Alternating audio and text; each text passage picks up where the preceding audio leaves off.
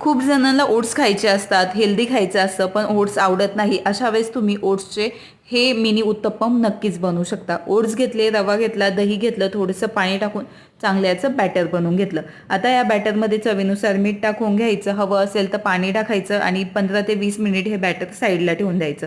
तोपर्यंत तुम्हाला आवडतात त्या सर्व भाज्या कट करून घ्यायच्या.